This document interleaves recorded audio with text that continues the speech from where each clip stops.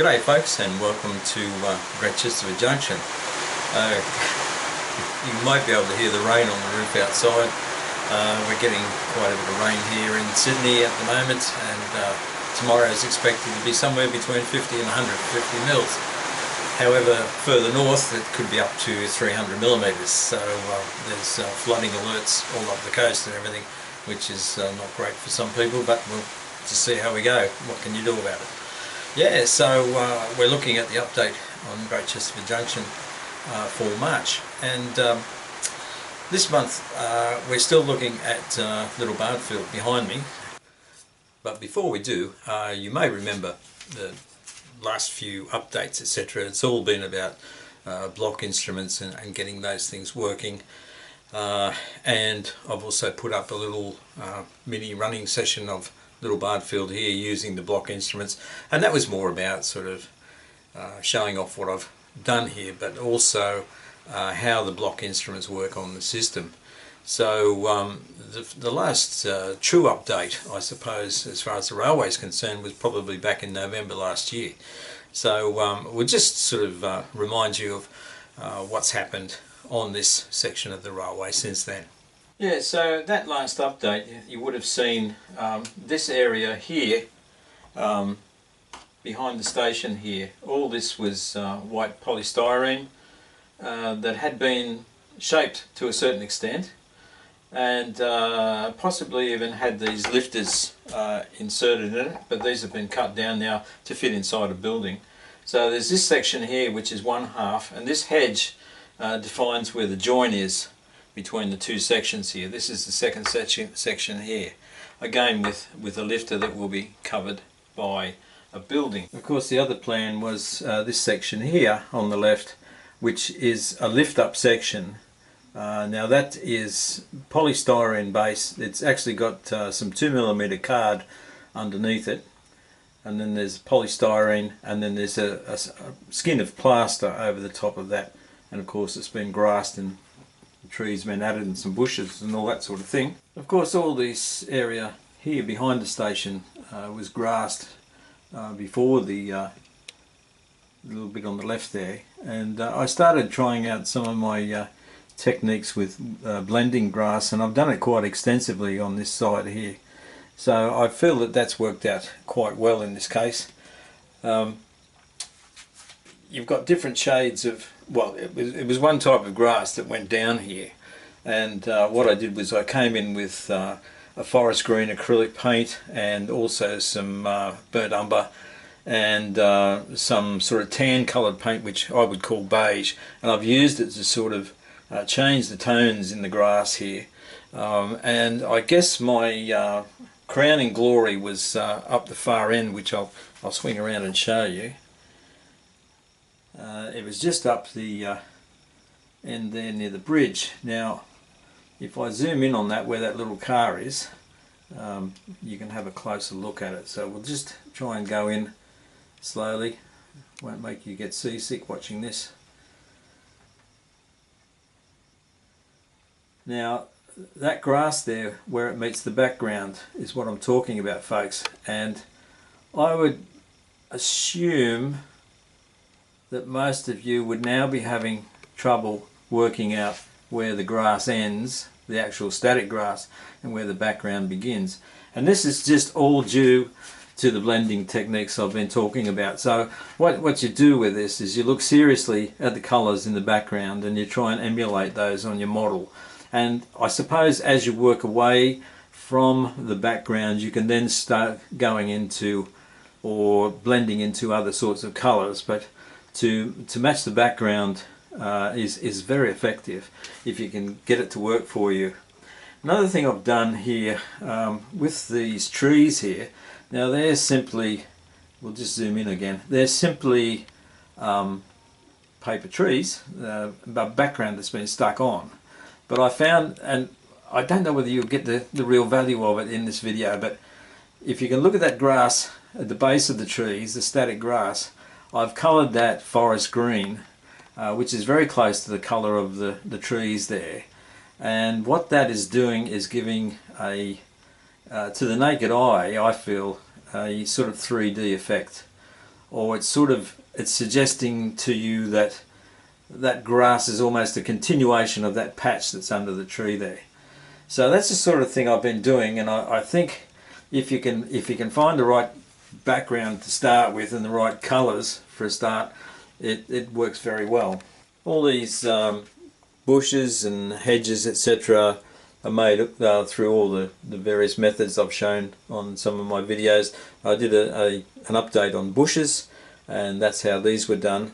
This hedge over here, and this one here, and there's another one hidden behind the trees over to the right here, were done with polyfibre, which was pulled and teased out, and used the same method as making a bush, only it becomes a sort of a long, rough, unkempt hedge. So we'll zoom in on that as well, and yeah, it's sort of, again, it sort of echoes what's in the background there. If you look at that hill there, there's lines of hedges and things as windbreaks, or to delineate where a field ends and all that sort of thing. And got another one just over here. So this is just stuck in front of a small bush here on the background, so it's like a continuation of that. Now we'll have to go handheld here, folks. The road that comes down here, that was done with a plaster skin again, and that was gently brushed on with a brush to get a nice smooth effect. Later on I gave it a bit of a quick sand. I've actually got a flap here of wet and dry paper that overlaps the join here. Normally I sit that truck on it, and so that hides the join in the two pieces that lift off there. And the road was painted with blackboard paint. I found some blackboard paint at Aldi once upon a time, and it dries very flat. And then I've gone over that with some pastel, some chalk pastel dust that's been brushed on to sort of give that inconsistent surface. You don't want a pure black surface. Now by the time we got up to the back scene here, I wanted to make the road look like it just went off into the distance. So what I might do is just put the camera down on the road, and then we'll have a better look at that. Okay, this point here is the actual join across there to the hedge, and just across here. That's the actual join there. And what I've done there is I've got a piece of wet and dry paper again and put it up at an angle so that it streaks away just below this post in the distance. I might zoom in a bit more so you can see that.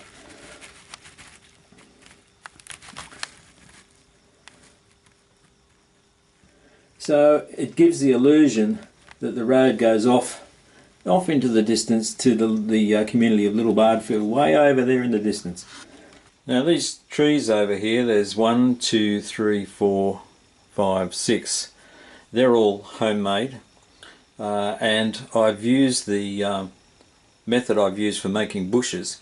A couple of folks on the update about making bushes commented and said, could you apply the method for bushes to trees? And so thank you for suggesting that, and I've actually tried it out. And so the trunk on these trees is actually hemp rope, which is twisted tight, a bit of super glue put on it, etc. You know, pretty much the same method for bushes. However, when I've got up to making the branches, I've sort of unraveled the rope into the various strings and sort of splayed them out so that it forms roughly the shape of a tree, and trimmed them to suit. And then I've given them a spray of brown paint, and that sort of stiffens everything up, especially the branches. And then over the branches I've stretched some very thin polyfibre from cushions, just in places where I felt it needed to project, and then sprayed that with brown paint again, and then the polyfibre sticks to what's already there. And then whilst that brown paint is still a bit wet on the polyfibre, I then start adding fine flocking and coloured sawdust and all the other bits and pieces to make it look like a tree. So I can come down close and show you what the trunk actually looks like. And what it looks like, folks, is a piece of rope that's been painted brown. But as far as looking at it from a distance, and if you put a few bushes in front of it, it actually looks quite good. These ones down this end don't have such a tall trunk, and it's very hard to tell with them. And it's sort of a dark corner over here anyway. The other thing that I do with these trees, I've found that the method I've used where I've put the rope in the vise and then put the super glue on, that piece that's in the vise that gets flattened out, when everything's dry, I spread that out like the roots of the tree and splay them out, trim them off if necessary, and add super glue to the bottom and stick it all down so the tree looks like it's got a root system. I'll just show you a close-up of that, and then I'll show you something else. Okay, you can see the trunk there, and that's pretty obvious that that is twisted rope painted brown.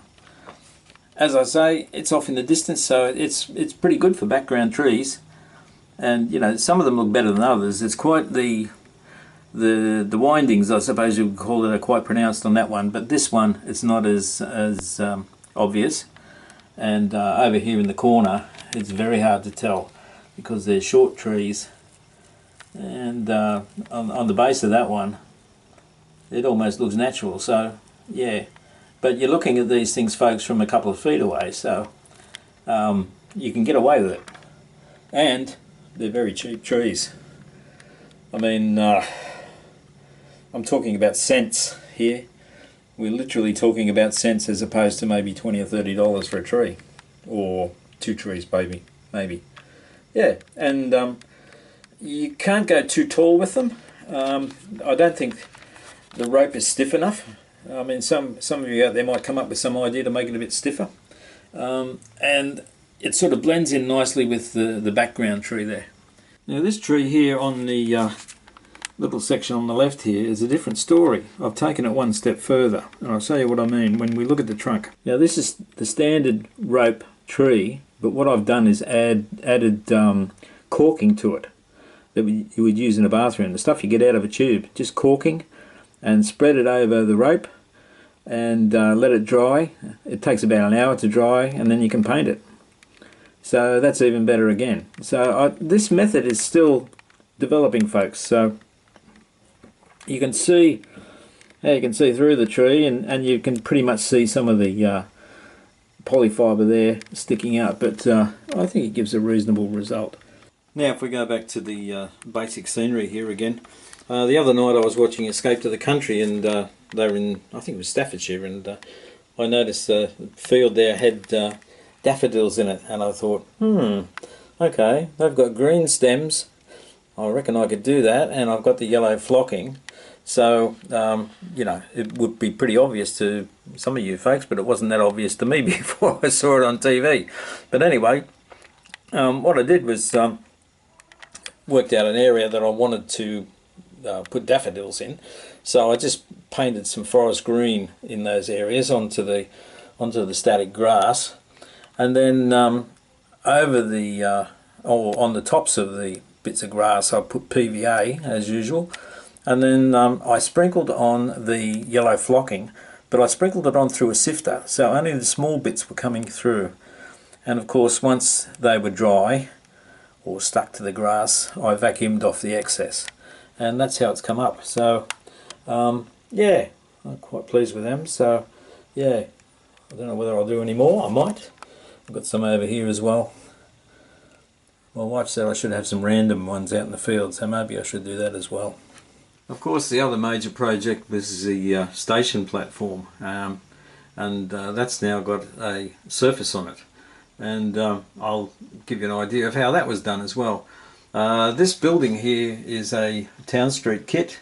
It's in 2 halves, and I have to do some serious sanding on them to make them join up properly, and then I'll glue them, and then it'll be ready for painting. So I haven't got to that yet. Yeah, it's on this platform. I cut out some card pavers, if you like, and coloured them half in grey colour, and just left the white on there. I cut them out individually because this platform is on a curve, so I decided to lay them individually so that I wouldn't have any problems bending a strip around a curve. and so that's how they've come out. And I've also put a corresponding strip on the back. That's quite a narrow strip, and the reason I've put that there is because I wanted to be able to run a level across the top of this set of pavers and that set of pavers, and in here I wanted a very fine sand or grit, if you like, and I wanted to be able to level that with a straight edge. If I ran a straight edge across the top of these two here, I could then level that out. And I wasn't quite getting the right colours, so I had a look through the Bible here. I've had this book for years, and I particularly like this this station here. So and the colouring of it, and yeah, so I use that as my prototype, I suppose. So to get the colour here, I thought I had a sort of a brownish tinge to it, but I wanted to introduce some grey into it, and so I found that if I added a bit of cement, yes folks, cement to the mixture and sort of mixed it all around, I've got these patches of grey coming through, but there's also a bit of brown in there, so it looks fairly natural. It's not all grey, it's not all brown, and the particles are fairly fine because I don't know how many times they have been sifted. I'll just zoom in again to give you a closer look, but it got a fairly reasonable result there, so there's still quite a bit more to be done, but it's getting there. So there's still quite a bit more to do over here, quite a few more bushes to be made, especially over in this section here behind the station here, and I've also got to do a retaining wall along there. I've got platform fences, you know, it's endless folks. I could spend the next year doing this, but I hope I won't. I'll want to get in and get quite a bit more done. I've also been doing some other things as well, just a couple of things. I'll show you that. Yes, I was watching one of these American train videos some time back, you know, one of these huge layouts that they have in a basement. Fantastic stuff really that they do over there. And the guy had signs around his railway to sort of tell you the name of certain roads and bridges and all that sort of thing. And I thought, hey, that's a pretty good idea. So what I did was I made up some totems to stick on various areas around my railway, and they look like that. And I'll show you what else I've done. I'll probably have to use the handheld to do this. Here we have Littlebury Stone Circle. Don't bother writing in to me and telling me there's no stone circle at Littlebury. I know that. I'm just making this up as I go along, folks.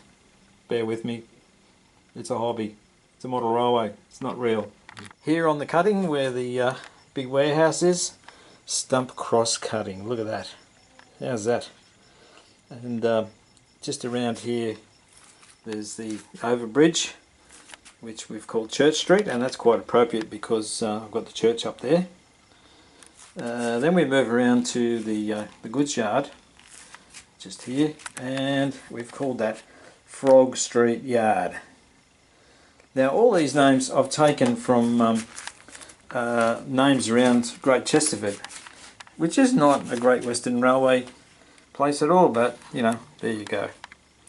Newmarket Road on the big bridge. That's going off to Newmarket.